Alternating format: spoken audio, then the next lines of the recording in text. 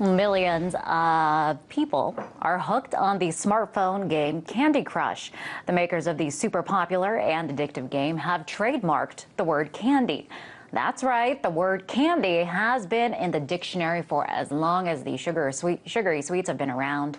But now the game maker owns the word. Interestingly, the name of the video game maker is King. The trademark's ban of the use of the word candy, they're banning it not only from video games, but everything from clothing to amusement parks. The game maker says the trademark is aimed at protecting the company from intellectual property infringements. But really, can you own the word candy? For more on this story, I was joined by Derek Khanna, a visiting fellow from Yale. I first asked him whether or not you can trademark a word. The short answer is yes.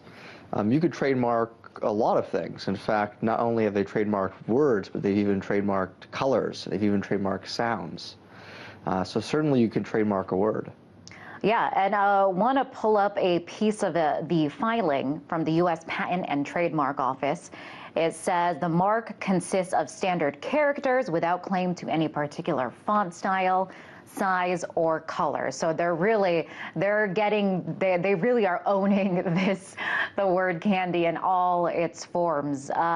Do you expect, Derek, for King, the game maker, to seriously go after other companies that use the word candy? To the extent that they're allowed to. Trademark is supposed to exist for the purpose of reducing consumer confusion. The idea being Candy Crush has developed a brand. And if I come out tomorrow and develop my own Candy Crush game, you may think that that's also a game from King. And so the point of the trademark here is for consumers not to be confused. But if the trademark is being abused in a way for things that the consumer would not be accused by, the courts would not uphold that. Mm-hmm. So it sounds like this is all coming down to money. They make a lot of money. A lot of people play the game, and they want to continue to make money. They make about $1 million a day. And what their lawyer has said here is that they're not going to go against every app that uses the word candy, because that would be crazy.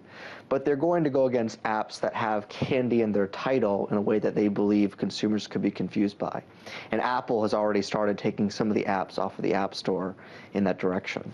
Well, it sounds like it's a lot at their discretion. It gives them a lot of power when they may or may not choose to pursue to go after a company that uses the word candy. Sure. They send a cease and desist letter, and it's up to the other company whether or not they choose to abide by that or fight it to court. Ultimately, it would be the court that would decide, but oftentimes with these things, it never goes that far. And if they do use the word, if a company goes out of line, well, what could be the penalty of using the word candy? Well, the court can impose a variety of sanctions. They can be fined. They could have any proceeds that are derived from those sales taken away from them. The app could be removed from the app stores. That's not a court-given fine, but that's through Apple, a violation of their terms of use. Now, does this work retroactively? In other words, are things that we know of that use the word candy, are they okay? The game Candyland, what about, names, people, the name Candy, Candy Crowley, are they safe? Are they safe from this trademark?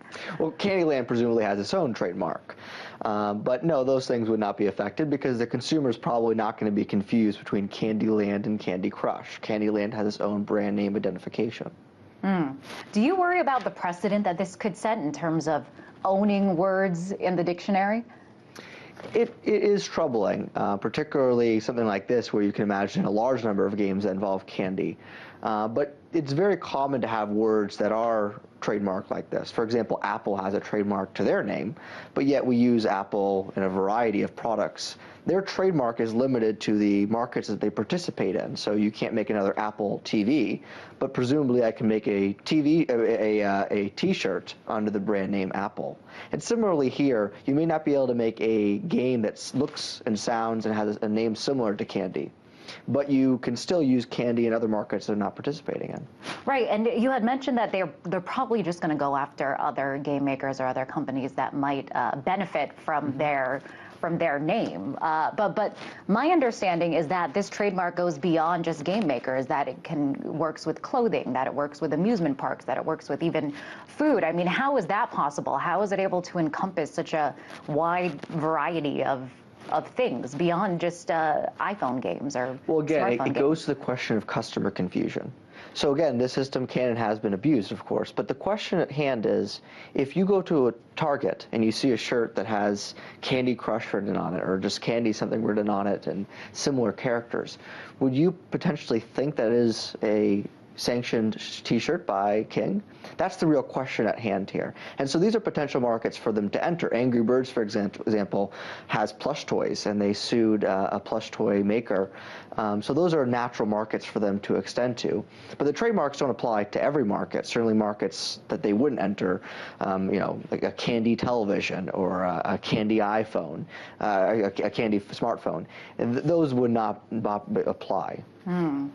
Well, be careful how you use the word candy is what we can take away from this, I guess. Wow, very interesting. Appreciate your time. That was Derek Khanna, a visiting fellow from Yale Law.